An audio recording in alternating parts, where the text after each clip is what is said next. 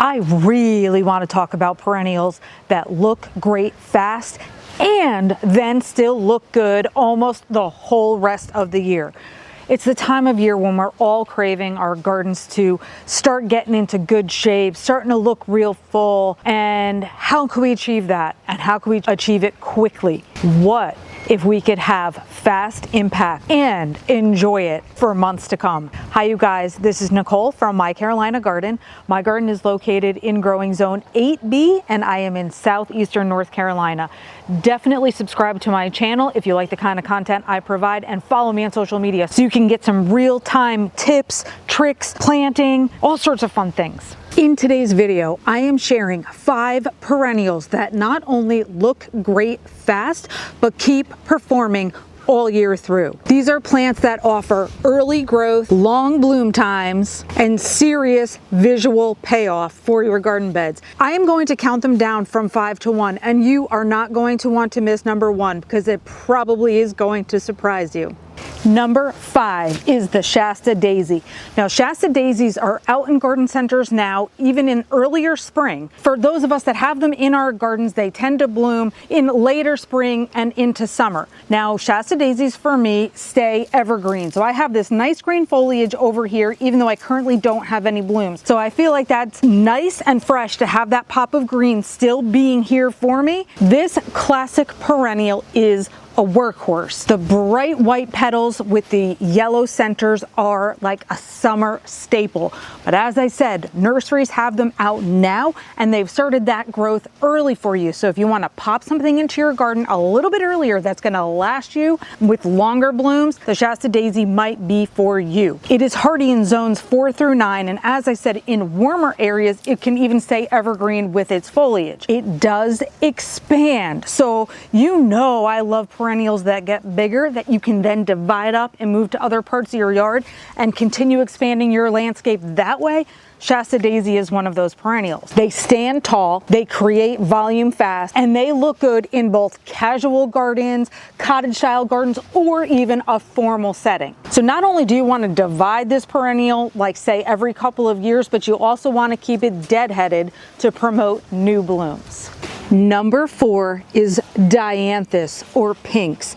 Dianthus is the kind of flower that comes in many different varieties. So check out your garden centers because I am here to tell you in springtime you are going to see Dianthus everywhere. This is one of the styles here. Can you beat this gorgeous magenta plume of flowers? No, you cannot. Because there are so many different varieties, you just want to check your tags to see which particular ones are perennial in which particular areas.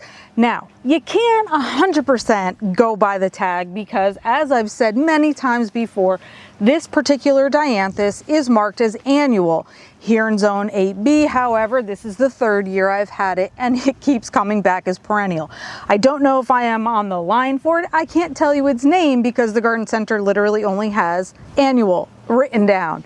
But the performance of the Dianthus is magnificent. A lot of times, especially here in zone 8, you can have this plant and the foliage stays evergreen. Now, I have other varieties of it as well that also stay evergreen. You barely see any flowering happen throughout the winter, and that's fine because you don't really need to have that in a great performing perennial. But this one is getting bigger every single year. We just keep it deadheaded to promote new growth, and that's the same deal with the other Dianthus I have as well. You can use these flowers in all sorts of places. You can put them into a regular garden bed like I have here. You can use them as borders. You can use them in containers. In fact, I use a variety of Dianthus in my front porch planters, still going strong. I can't say enough great things about Dianthus, so that makes number 4 on my list. The number 3 perennial on my list is the coneflower, specifically the echinacea. And if we want to get even more specific, I would like to talk about the variety of echinacea that you can find called Sombrero. Sombrero is a line of echinacea that is an amazing performer. And I'm sitting here in my rock garden next to what is only a tiny clump of green foliage right now.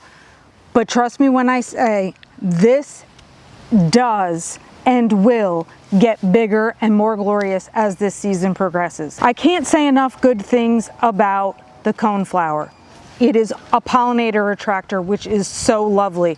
The blooms on it are big and showy. I love that aspect of them as well. It is a clumping style perennial, so it stays kind of like in a big lump, but you can divide it up and also move it to other areas of your garden. Again, hello, I love making free plants and being able to use them in other areas. The echinacea is hardy in zones 3 through 9. So many people get to enjoy this beautiful, beautiful perennial. Another fabulous thing about it, it is one of the longest blooming perennials that there is.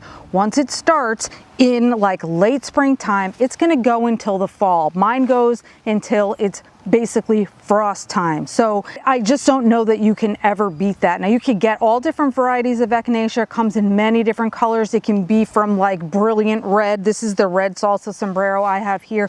It can be to white. It can be pinks and oranges, yellow, so many different things. The coneflower is just an amazing addition to any garden. You do want to keep your coneflowers deadheaded, again, just to promote additional blooming. But at the end of the season, many people like to leave the spent flower blooms, centers and all, right there attached to the stem. This way birds get to feed on the seeds, and more seeds even tend to drop into the ground then, and helps your plant to get even bigger for the next year. Now, I realize that this plant I'm sitting next to right now does not look like a whole lot of anything right now in the early spring, but the blanket flower is the #2 perennial on my list. This is going to get big, bushy, and full of blooms. This is my first bloom of the year, but I have many other buds sitting on here ready to go. The blanket flower is an amazing self-seeder. When these blooms have expired, the whole head turns to seed and they kind of blow away in the wind.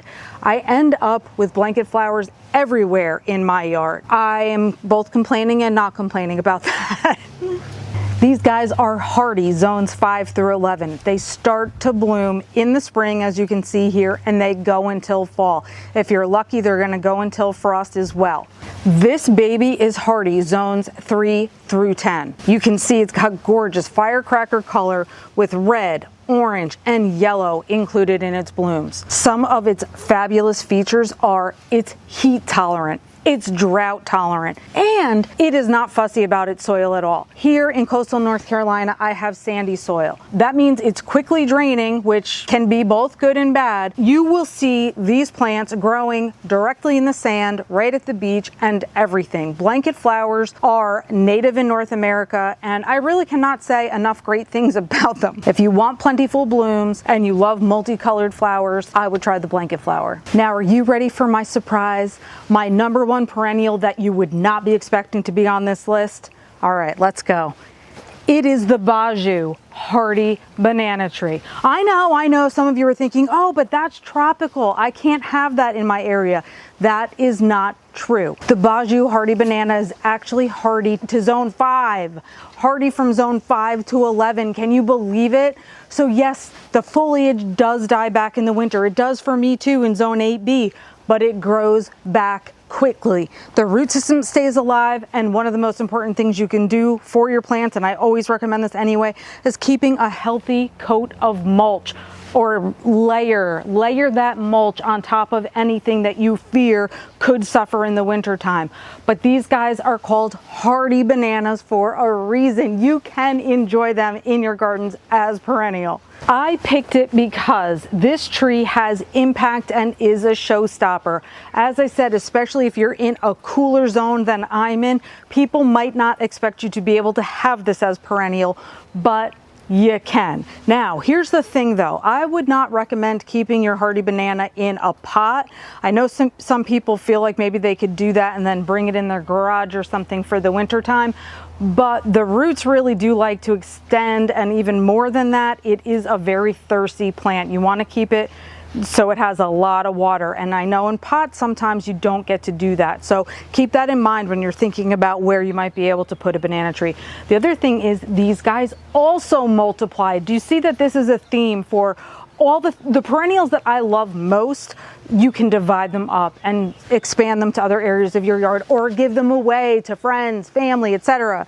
So these guys do toss out new pups. You can dig those pups up. I recently just did that, and go ahead and move them around or give them away. So if you want to add drama into your garden, I would recommend this hardy banana tree. I really, really would. So these are my picks. 5 perennials that look great fast and are long lasting. Could this list add a lot of other things? Yes, sure. We could go on and on about how many beautiful things we love and how many things are great performers, because we're gardeners and we're plant lovers and we love so many things. But if you're perhaps a new gardener, or maybe you're just looking to add a different kind of drama that you didn't have in your yard before, these are some of the things that I recommend. I am currently on that kick of planting in drifts and having high impact plants. Definitely blanket flowers are going to do that for you. Definitely Dianthus is going to do that for you. Coneflowers are going to do that for you. The banana trees, as I said, is high impact because of the large foliage and how tall they get over time. So these are things that are going to add lots of beautiful drama into your gardens. Yes, yes, yes. Impact and beauty. That's what we're after. Thank you guys for watching, for all the support. Please subscribe. Definitely follow me on social media. And until next time, you guys, happy planting.